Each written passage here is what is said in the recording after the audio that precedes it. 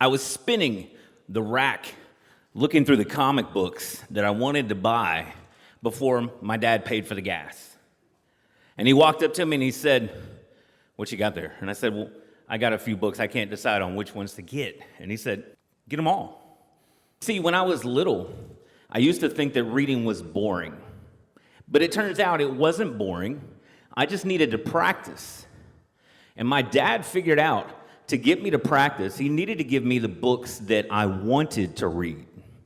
Captain America, The Avengers, Spider-Man. Y'all, I love Spider-Man. Spider-Man was a nerd just like me. He was smart. I was smart. He married way out of his league. So did I. He could climb walls. I tried too many times and it didn't work. But all of that reading helped me become a better reader. It helped me decide what I wanted to do when I grow up. I wanted to be a superhero. But sadly, I don't think I would look as good in the tights as they do. So I did the next best thing. If I wanted to be a hero, I decided to go to school and become a school teacher.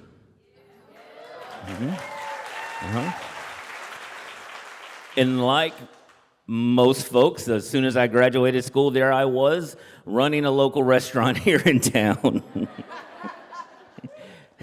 I enjoyed it. I had regulars who would come see me every day, and I had one regular in particular who showed up one day with a friend. And she and the friend started speaking to me, and it turns out the friend was a principal at a nearby elementary school. She said, "I have a job for you. It's with the first grade class." I said, "Well, okay." I did all my training with fourth grade. She said, "That's not going to be a problem. All you have to promise me is that you just won't quit."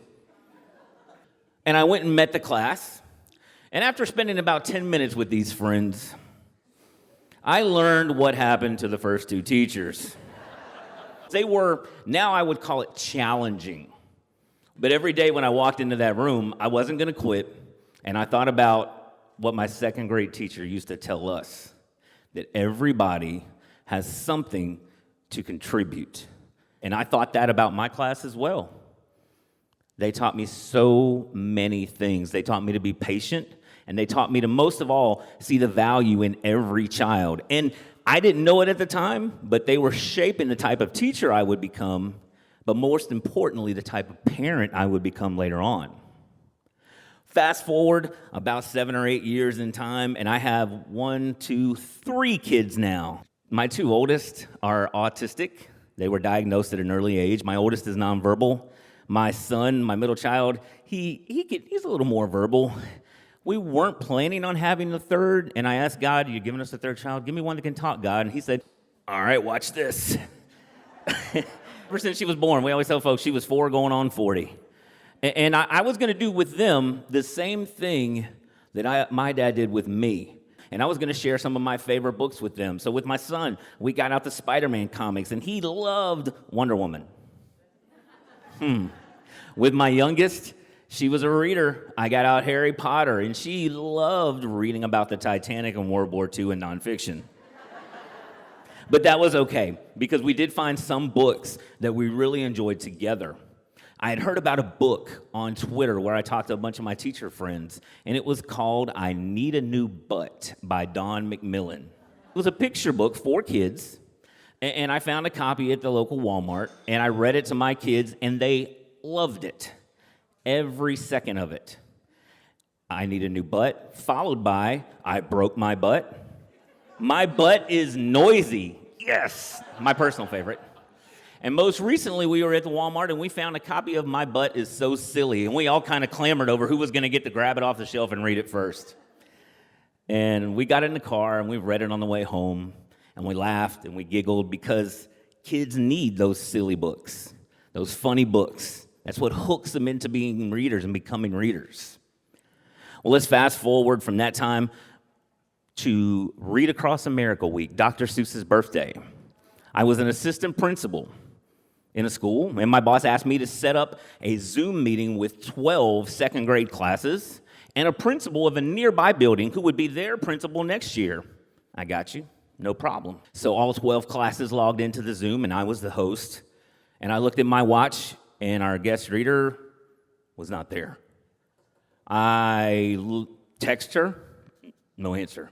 I called, nothing. I told my boss what had happened, and she said, you go ahead and read. So I turned around and looked at my shelf, and there it was. I needed to hook these kids. I needed them to laugh. I was going to grab I Need a New Butt by Don McMillan, and I did. I went through, and I showed them the pictures in the book, and I read the story to them, and they howled when they saw the little boy slide down the banister and think that he broke his butt because there was a crack in it. They giggled. They giggled when they saw him trying to sell his dog to afford to buy a new butt at the local store. And y'all, they were rolling when he thought about, what if I had a rocket butt that could blast me into outer space? After I finished the story, I saw some of my friends in the hall, and they come up and they said, Mr. Price, we love that story. Thank you so much. It made me feel good. Made my heart, grow 9 sizes that day. And then I was called to the principal's office. Even when you're a grown-up, that's no fun getting called to the principal's office. And my principal, she told me, Mr. Price, we have to talk about that book that you read today. I don't know if it was the most appropriate book. Some parents may complain. And I said, well, that's not a problem. I'm so sorry. If someone complains, I'm more than happy to talk to them and apologize. And she said, okay. We'll have to talk about it some more later. I said, yes, ma'am. I left her office, and about 15 minutes later, I got called back to her office because the superintendent wanted to see me at the district office. And I drove to the district office on the other side of town and walked into the building.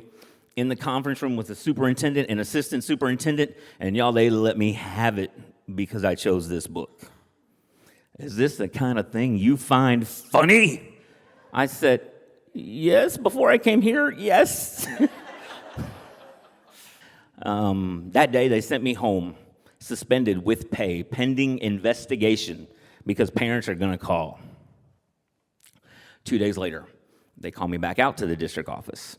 And I was a nervous wreck anyways. I've never been in trouble like that before with these folks, ever. They called me back to the district office. And they came to a decision and said, Mr. Price, we just can't get past this. I just can't get past why you chose to read this book. It was poor professional judgment, and because of which, we're terminating your contract effective immediately. And I froze. I'm a dad of kids with autism. We don't sleep at night. We just worry with our eyes closed on a normal day.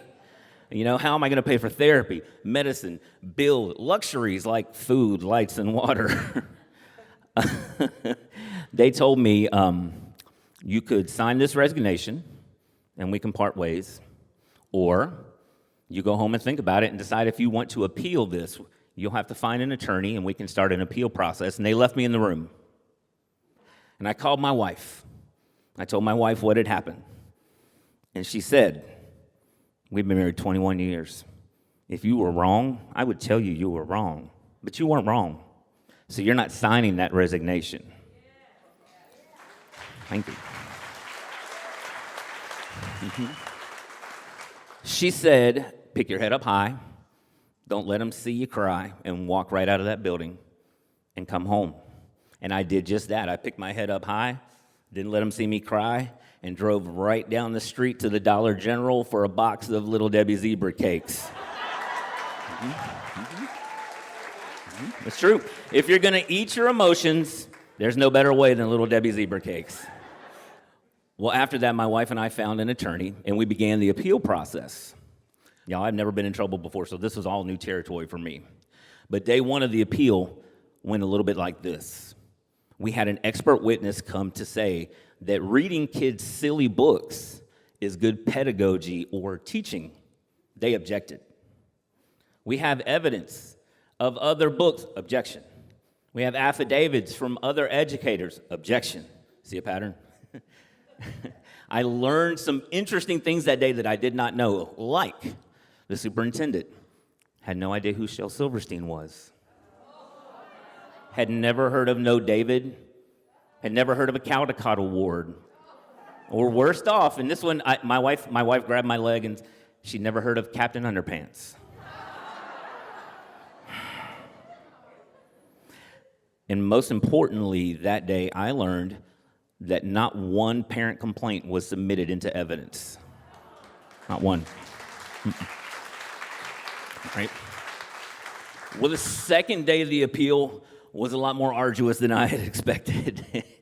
It was my turn to testify, and they got to ask me questions, and they all but accused me of being a liar, a thief, and a pedophile.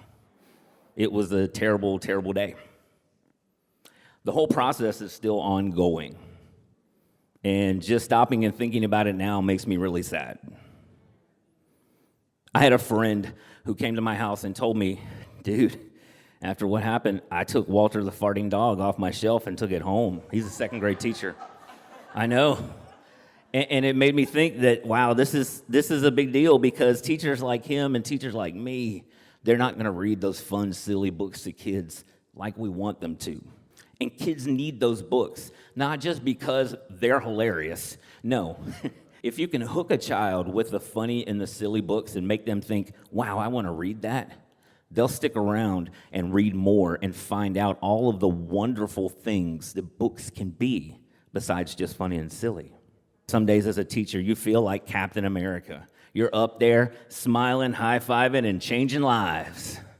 And other days, you're like Peter Parker, sitting in that tiny, broken-down apartment, bandaging your wounds, literally and metaphorically and emotionally, wondering, is this all worth it? Am I even making a difference? Why do I do this? And you do it because it is the hardest job in the world, and it's the best job in the world. And now, while we wait for a decision, I'm grateful that I get to sit at home with my 3 friends. We're reading some Wonder Woman, some Titanic, and my oldest has developed a love for Harry Potter, Lemony Snicket, and Spider-Man. And I get to share those books with those kids today. Thank you.